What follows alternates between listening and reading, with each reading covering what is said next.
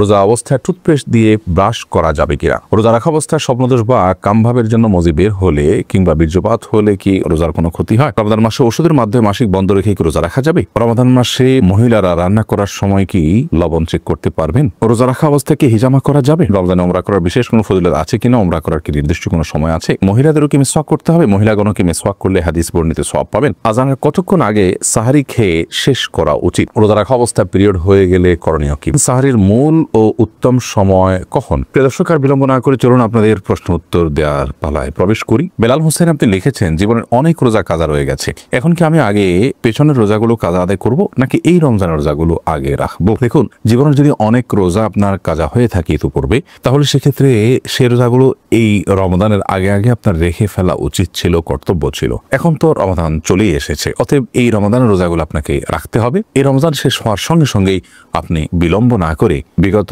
বছরের বিগত জীবনের যে রোজাগুলো আপনার কাজা হয়েছে সেগুলো রেখে ফেলার চেষ্টা আপনাকে অব্যাহত রাখতে হবে। মিজান হাসান আপনি লিখেছেন, রমজানে উমরা করার বিশেষ কোনো ফজিলত আছে কিনা? উমরা করার কি নির্দিষ্ট কোনো সময় আছে? রমজানে উমরা করার ফজিলত রয়েছে। নবী করিম সাল্লাল্লাহু আলাইহি ওয়াসাল্লাম থেকে হাদিস বর্ণিত হয়েছে, উমরাতুন ফি রমাদান তা'দিলু হাজ্জাতাম মাই, অর্থাৎ রমাদান মাসে কেউ যদি উমরা করে তাহলে তার মর্যাদা হলো সে আমার সাথে হজের যে সওয়াব নবী করিম সাল্লাল্লাহু আলাইহি ওয়াসাল্লাম বলছেন তার সাথে হজ করলে যে সওয়াব হতো সেরকম সওয়াবের ভাগীদার হবেন রমাদান মাসে কি উমরা করলে। তবে এই উমরার কোনো নির্দিষ্ট সময়সীমা নেই। রমাদানের প্রথম দিন থেকে নিয়ে একেবারে শেষ দিন পর্যন্ত যে কোনো সময় উমরা করলে ইনশাআল্লাহ বিইذনিল্লাহ এই সওয়াবের ভাগীদার হওয়া যাবে। এরপর প্রশ্ন করেছেন রূপা খানম, আপনি লিখেছেন, মহিলাদেরও কি মিসওয়াক করতে হবে? মহিলাগণও কি মিসওয়াক করলে হাদিস বর্ণিত সওয়াব পাবেন? এর উত্তর হলো মহিলাগণ মিসওয়াক করতে পারবেন, বরং করা উচিত। নবী করিম সাল্লাল্লাহু আলাইহি ওয়াসাল্লামের যে সমস্ত নির্দেশনা পুরুষদের জন্য বিশেষভাবে নয়, পুরুষদেরকে নির্দিষ্ট করে তিনি বলেননি, সেটা নারী পুরুষ সকলের জন্য প্রযোজ্য। মিসওয়াকের ক্ষেত্রে নবী আলাইহিস সালামের যে হাদিসগুলো সেগুলোকে আমরা ঘাটলে দেখি, সেই হাদিসগুলোতে তিনি নারী বা পুরুষকে আলাদা করে মেনশন করে বলেননি যেটা অমুকদের জন্য প্রযোজ্য, বরং তিনি সাধারণভাবে বলেছেন বিধায় নারী পুরুষ সকলের জন্য প্রযোজ্য।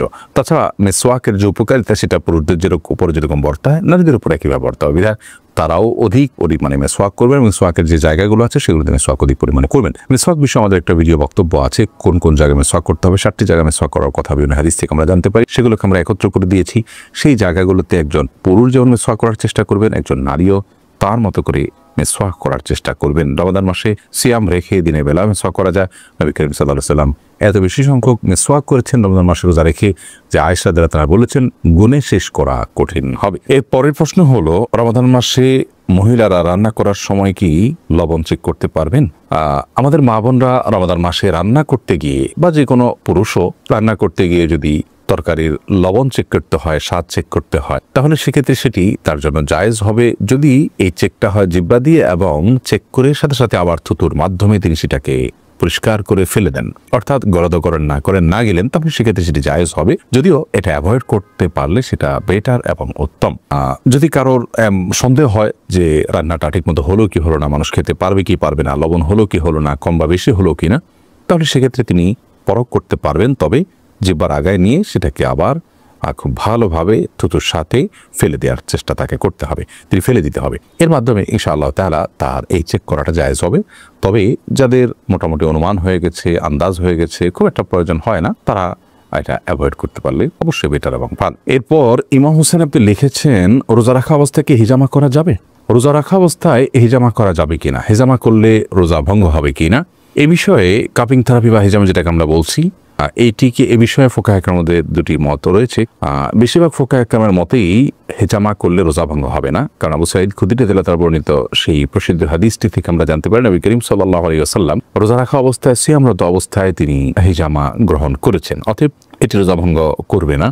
এটি হলো জমহুর উলামা ইকরামের মত। যদিও ফোকাহে হানাবেলা বা আহমদ ইবনে হাম্বল রাহিমাহুল্লাহর যে থট, সে থটের অনুসারে উলামা ইকরামের কেউ কেউ যেমন ইবনে তাইমিয়া রাহিমাহুল্লাহ, ইবনে বাজ রাহিমাহুল্লাহ, ইবনে উসাইমিন রাহিমাহুল্লাহ সহ অনেকের মতেই যদি রোজা রাখা অবস্থায় কেউ হেজামা করেন তার রোজা ভঙ্গ হয়ে যাবে। এবং এক্ষেত্রে তারা সেই হাদিস দিয়ে থাকেন যে হাদিসের নবী আলাইহিস সালাম বলেছেন আফতারাল হাজিমু ওয়াল মাহজুম। সেই হাদিসের অনেক ব্যাখ্যা, অনেক বিশ্লেষণ, অনেক আপনার জবাব প্রথমত উলামা ইকরাম দিয়ে থাকে। যাই হোক, তো খোলাসা কথা হলো যে জমহুর বা সংখ্যাগরিষ্ঠ আমাদের মতেই হেজামা করলে রোজা ভঙ্গ হবে না। শামসুন নাহার স্মৃতি আপনি লিখেছেন রোজা অবস্থায় টুথপেস্ট দিয়ে ব্রাশ করা যাবে কিনা। টুথপেস্ট বা মাজন ইত্যাদি দিয়ে, পাউডার ইত্যাদি দিয়ে দাঁত ব্রাশ করা যাবে কিনা এ বিষয়ে আমাদের দেশের ওলামায়ে কেরাম বলে থাকেন এটি মাকরুহ এবং অপছন্দনীয়। রোজা হয়ে যাবে, কিন্তু একান্ত প্রয়োজন ছাড়া আপনি এটি মুখে ব্যবহার করার ফলে আপনার থুতুর সাথে অপ্রয়োজনে কিছু জিনিস আপনার পেটে যাচ্ছে, সেটা পরিমাণে কম হলেও এই জন্য এটা আপনার জন্য অনুচিত এবং মাকরুহ। সাহরি খাওয়ার সাথে সাথে আপনি ফজরের আগে আগে ব্রাশ করে ফেলবেন, এরপর দিনের বেলা আপনি মিসওয়াক করবেন কিংবা খালি ব্রাশ দিয়ে আপনি দাঁত ঘষবেন বা পরিষ্কার করবেন। যদিও সৌদি আরবের স্কলার এবং ওলামায়ে কেরাম এটিকে মাকরুহ বলেন না, তারা এটাকে জায়েজ বলেন, কিন্তু মাকরুহ হওয়াটা, অপছন্দনীয় হওয়াটাই হলো অধিকতর যুক্তিযুক্ত। কারণ টুথপেস্ট এটি আমাদের থুতুর সাথে ভেতরে চলে যায়, হোক না সেটা পরিমাণে কম, তো এটিতে একান্ত প্রয়োজন নাই, যার কারণে আপনি সারির আগে আপনি টুথপেস্ট দিয়ে ব্রাশ করেন, পরবর্তীতে খালি ব্রাশ কিংবা মেসওয়াকের অভ্যাস গড়ে তোলেন। যে দিনে আপনি খাদ্য গ্রহণ করছেন না বিধায় এটা নিয়ে খুব বেশি পেরেশান থাকারও কোনো কারণ নেই। এরপরে প্রশ্ন করেছেন শাহেদ আলী, আপনি লিখেছেন রোজা রাখা অবস্থায় স্বপ্নদোষ বা কামভাবের জন্য মজি বের হলে কিংবা বীর্যপাত হলে কি রোজার কোনো ক্ষতি হয়? রোজার মধ্যে কামভাবের কারণে যদি কারোর মজি বের হয়, যেটাকে আঠালো কিছুটা আঠালো পানির মতো যে পদার্থ যদি বের হয়, তাহলে সেক্ষেত্রে তার ফলশ্রুতিতে রোজা ভঙ্গ হবে না। বীর্যপাত যদি হয় এবং সে বীর্যপাত যদি হয় উত্তেজনার সাথে, তাহলে সেক্ষেত্রে সে রোজা ভঙ্গের কারণ হবে, সেটি হস্তমৈথুনের মাধ্যমে হোক বা অন্য কোনো কামভাবের কারণে, কোনো জোর বিষয়ক চিন্তা ভাবনার কারণে বা এই জাতীয় কোনো আচরণের কারণে যদি আপনার কামভাবের সাথে উত্তেজনার সাথে যদি বীর্যপাত হয়, তাহলে তার ফলে রোজা ভঙ্গ হবে। আর যদি কারোর অসুস্থতার কারণে বীর্যপাত হয়, শারীরিক কোনো দুর্বলতার কারণে অথবা স্বপ্নদোষের কারণে, তাহলে তার কারণে রোজা ভঙ্গ হবে না। তবে মজি যেটা কিছুটা আঠালো পানির মতো, সেটি বের হওয়ার ফলে, যেটা বীর্য নয়, শুভ্র সাদা নয়, সেটি বের হওয়ার ফলে রোজা ভঙ্গ হবে না, তবে সেটি বের হলে অজু ভঙ্গ হবে। তবে রোজা রেখে আপনার মজি বের হতে পারে এরকম কোনো চিন্তা ভাবনা, কল্পনা বা আচরণ থেকে বিরত থাকা উচিত। সিয়ামের যে মৌলিক লক্ষ্য আছে সেই লক্ষ্য সাধনের স্বার্থে এবং প্রয়োজনে। তানজিনা আপনি লিখেছেন রোজা রাখা অবস্থায় পিরিয়ড হয়ে গেলে করণীয় কি? পিরিয়ড যদি হয়ে যায়, তাহলে ওই দিনের যে সিয়ামটা আছে, ওই সিয়ামটা আপনাকে পরবর্তীতে রমজানের পরে রেখে দিতে হবে। আর পিরিয়ড হয়ে গেছে, এখন আপনি অন্য রোজাদার সামনে আপনি খাদ্য গ্রহণ ইত্যাদি থেকে বঞ্চিত থাকবেন এবং ওইভাবে পার করবেন। মাইশা ইসলাম আপনি লিখেছেন রমজান মাসে ওষুধের মাধ্যমে মাসিক বন্ধ রেখে কি রোজা রাখা যাবে? এটা অনেক বোনের জিজ্ঞাসা। রমজান মাসে মাসিক বন্ধ করার জন্য ঔষধ সেবন করে যদি কেউ রোজা রাখেন, তাহলে সেক্ষেত্রে সেটি তার জন্য জায়েজ হবে। শর্ত হলো সে ওষুধের মাধ্যমে কোনো বড় ধরনের শারীরিক ক্ষতির মুখোমুখি হওয়া বা কোনো প্রকার সাইড এফেক্টের আশঙ্কা না থাকতে হবে।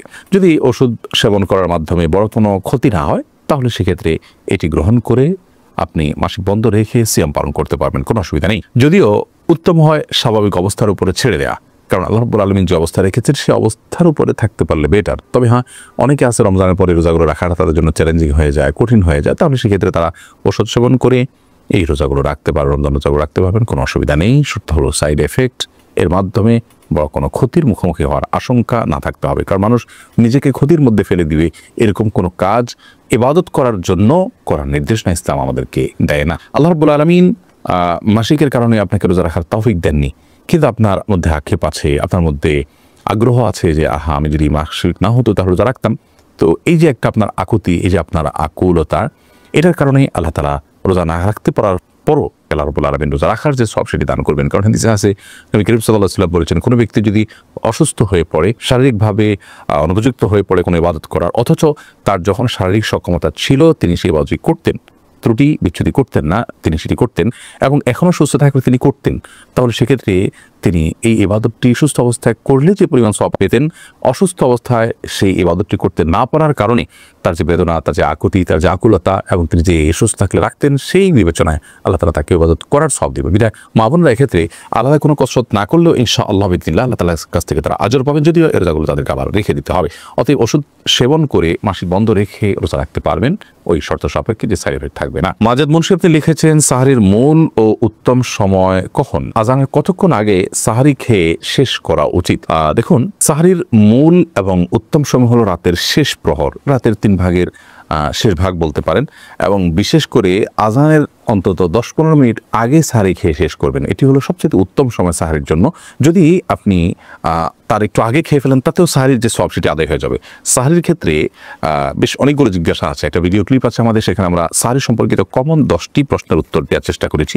সেই ভিডিওটি দেখে নিলে আশা করি এই বিষয়ে সমস্ত জিজ্ঞাসাগুলো আপনার সমাধান পেয়ে যাবেন। তবে মৌলিকভাবে এটুকু বলে রাখি যে রাতে আপনি ঘুম থেকে ওঠার পর দুপুর রাত থেকে অর্থাৎ মাঝরাত থেকে নিয়ে ভোর রাতে একটা ফজর আজান আগ পর্যন্ত সুবসাদিকার আগ পর্যন্ত যে কোনো সময় আপনি খেলেই সেটা সাহারি হিসাবে বিবেচিত হবে, বিশেষ করে ভোর রাতের শেষ পরে 1/3 ভিতরে শেষ অংশে। আর একেবারে শেষের দিকে খাওয়াটা হলো উত্তম সওয়াবের কাজ, সুন্নাহ, বিশেষভাবে ফজিলতপূর্ণ। তবে একেবারে শেষের দিকের মানে এই নয় যে আজান হচ্ছে ভাব ঠিক সেই মুহূর্তে আপনি খেলেন, অর্থাৎ সুবসাদিকের ঠিক সঙ্গে সঙ্গে বা ওই টাইমের কাছাকাছি সময়ে আপনি খেলেন, এটি কিন্তু উত্তম নয়। বরং নবী করিম সাল্লাল্লাহু আলাইহি ওয়াসাল্লাম সাহারি খেয়ে শেষ করার পর সম্ভবত 100টি আয়াত তেলাওয়াত করার মতো সময় তার হাতে থাকতো। সে বিষয়টি আমাদের মাথায় থাকা উচিত।